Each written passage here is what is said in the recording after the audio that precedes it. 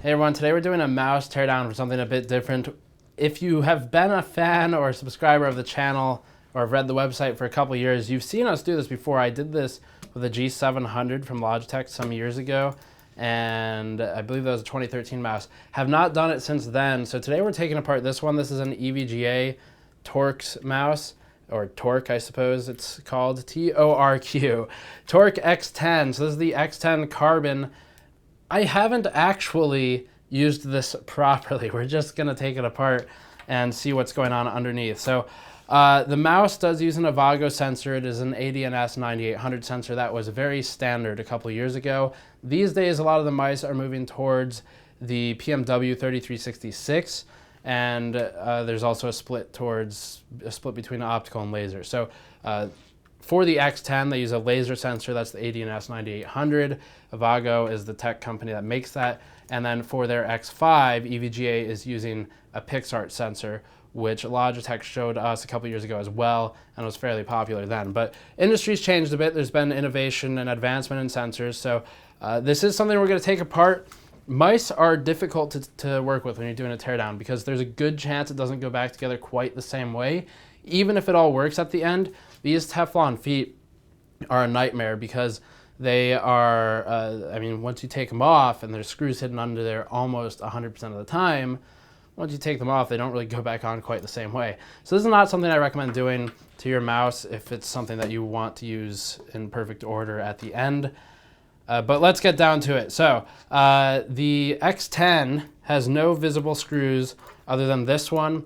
This is a screw that allows some kind of minimal level of adjustment of the mouse itself. It's got a metal frame on the underside, or I should say metal chassis, and then the body on this particular model is actually legitimately carbon right here anyway. This is plastic, but this is actually carbon fiber. So that's normally when they label something carbon, these companies, it's not actually carbon, it's just a sticker. So that's real carbon fiber. The mouse is still one of the heavier ones on the market. For current day, it's 120 something grams without weights added. We've got a pack of weights that bring it out to like 137 or something without the cable. And then for perspective, some of the newer mice coming out are around 100 grams or 110 grams. So this is marginally heavier. But let's figure out how to take it apart. So I think we'll just start by peeling these feet off. I don't know if that has to come out or not, but we can definitely take it out just to see what happens. I've been warned by Jacob of EVGA that this is somewhat difficult to tear down, so we will see how long the process takes. So you can see kind of the whole thing change when I do this. Is that visible? So that screw doesn't completely come out, but you get the idea. That is not what we are after though, but I will leave it unscrewed just in case. I think what we're gonna have to do is peel these feet off.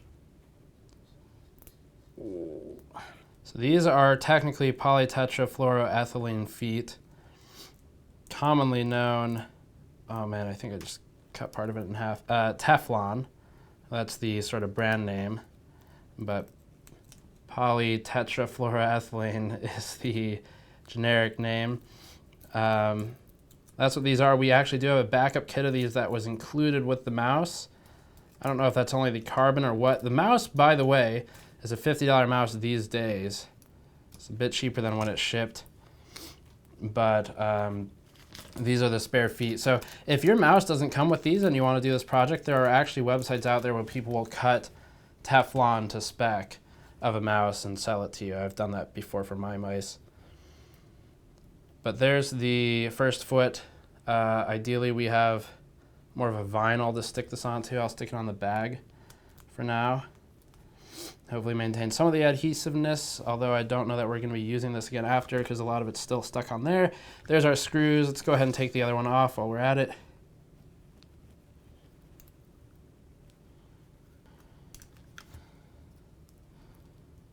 All right. Like 90% of the adhesive compound is stuck on the mouse itself. I bet you there's going to be a screw hidden under that EVGA sticker as well.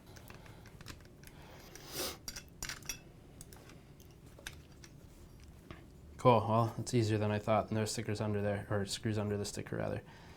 Just for anyone wondering, by the way, there's no method to what I'm taking out. It's just if I see a screw, I'm going to remove it. So as I've stated before in these videos and in this one, this isn't a tutorial. Don't copy me, because it may not go back together quite the same. So here's what we've got just from the immediate efforts. Obviously a scroll wheel, and then we've got the sensor itself. So that is what's reading the output. It's a laser sensor. Looks at the surface, scans an image of it, basically sends that image to the CPU inside of here. It has an ARM 32-bit CPU.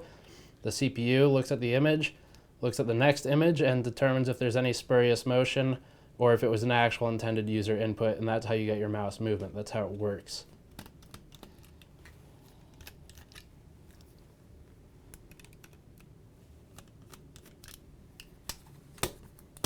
So you can see we've got movement there now for both of these. So that's relieved of the screw tension. Here's the next one. Let's pull that screw out of the back. All right.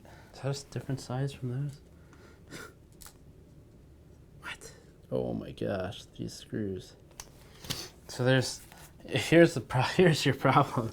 There's a screw, and you're not going to be able to see it on the camera. There's a screw way down here, all the way in that back corner where the screwdriver currently is. Where is it? Back in there somewhere. I'm not sure if we're meant to get to that now or later.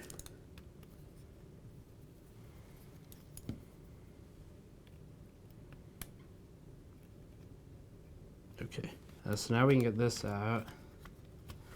Just have that bit.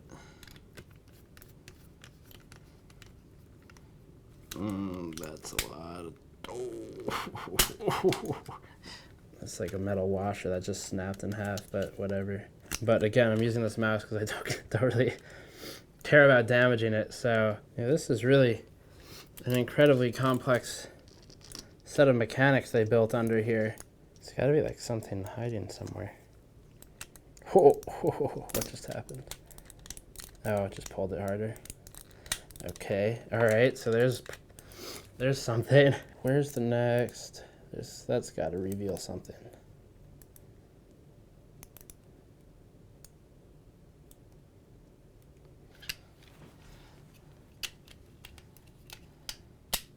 That's still socketed somehow. This is very difficult. So, Well done. This screw was in here, tensioning it all together. Okay. Took that out. All this stuff's already on there. Push that pin out. Nice.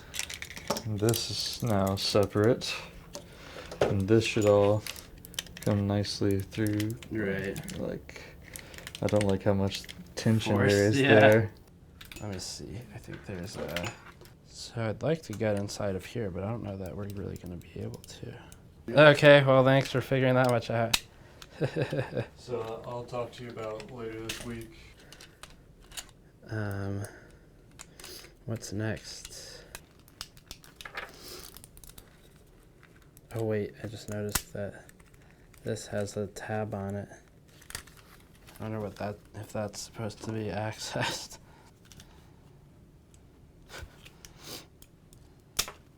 Oh.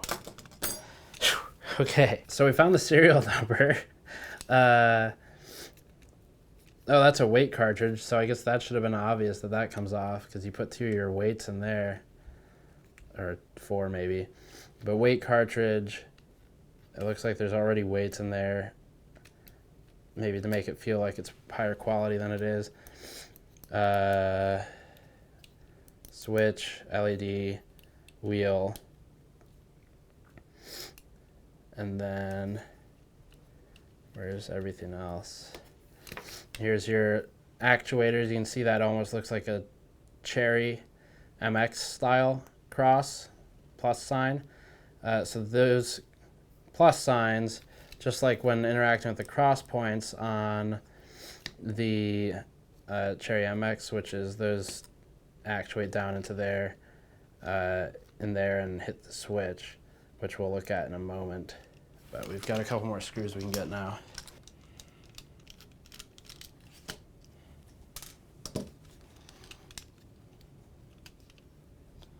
Not quite sure what that did.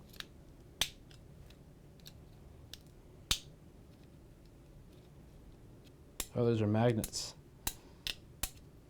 Okay, so before I pry that up, there's more screws here.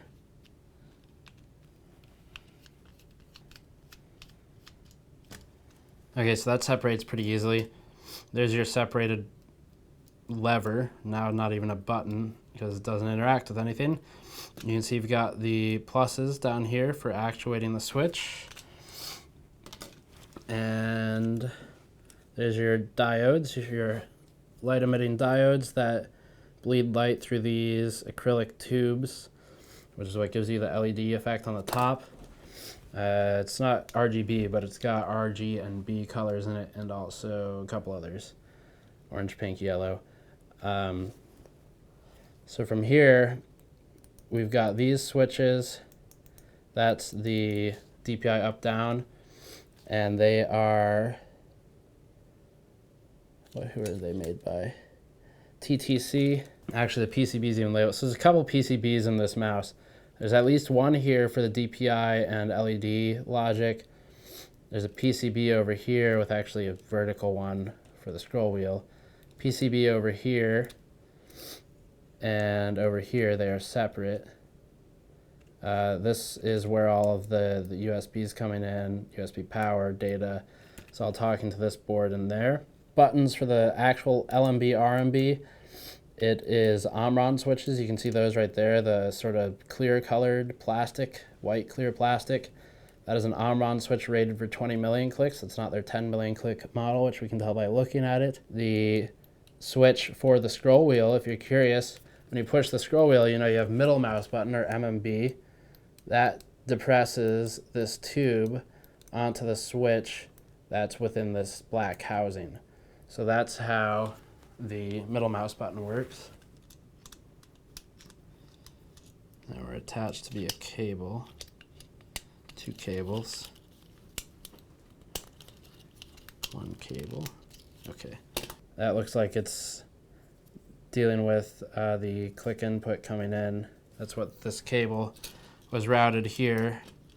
So there's your cable. That was this cable, this bigger cable. Talks to the encoder, which is talking to the sensor here, so they're communicating by that cable.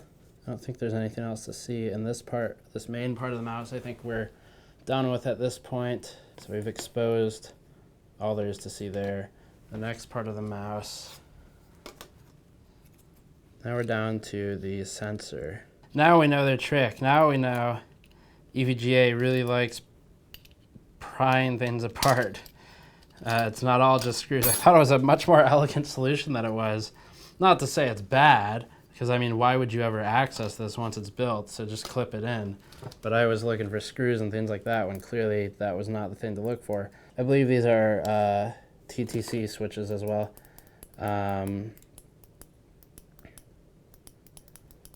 So left and right there. You can see that the black box has another tiny white switch in it. That's what's actuating. Move all the cables out of the way, and now we can see the sensor with the A logo on it above my thumb. That's the EVGA sensor, and it is in fact an ADNS A9800 sensor. Where's the rest of that thing? So that's what's reading through right there, is the ADNS 9800 going through that side with the laser. So this is actually a pretty complex mouse in terms of its build. Not necessarily saying it's good or bad, but just PCBs alone, some of the high-end Logitech mice, 4 PCBs, fairly complex for a mouse. This one you've got one here, kind of one main unit with the power and data, Obviously another one to host the switches over there. And then several boards in here. One is the main sensor PCB. You've got two side ancillary ones for the side button inputs. I think that's pretty much it. I think we've seen all that there really is to see for this mouse. I don't know if it'll ever go back together. That was a huge pain in the ass. But that is maybe minimally. It can end up in kind of a display in a case or something in the future if we expand. But that's what we've got for all the parts. They kind of vaguely go like this. This is in here somewhere as well. There is the key plate. There's that. So the way this key plate's designed right here, when it pushes down on the buttons, it's kind of it's not always a linear force all the way up and down the plate. That's just how they designed the mouse. It's easier to press towards the end than up here, and that's not the case with some of the higher end mice. But overall, not a bad design. I haven't used it ultimately at the end of the day. All that matters is what you think of it in gaming. This wasn't something we were really planning to use because, frankly, there's no time in the review schedule for this mouse, which is now more than a year old, I believe. But build quality is kind of neat, just to see how it's all put together. It's very complex. So that's the EVGA, whatever it's called. That's the EVGA Torq X10 Carbon mouse. Tore it down. It's been on the market for a while. It's a $40 or $50 mouse. I can't say if I'd recommend it or not, but it's just because that's a really personal preference thing. Haven't really used it, but we took it apart and it's kind of cool. So if you're interested in, I guess, looking more into it, I'll put a link in the description below. That will be an affiliate link. Otherwise, we keep getting questions about the tools used during these, and I normally reply in the comments, but I'll just go ahead and put a link in the description for the tool sets used as well. If you are curious, iFixit did not sponsor these videos, but they did provide the tools, and they're an upgrade over what we were using. So I'm happy to recommend them. All that stuff's in the link. But Patreon link, the postal video, help us out directly. Thank you for watching. As always, tweet this at Jacob at EVGA or something. Let him know that we just immediately destroyed the mouse that he sent. Yeah, I'll see you all next time.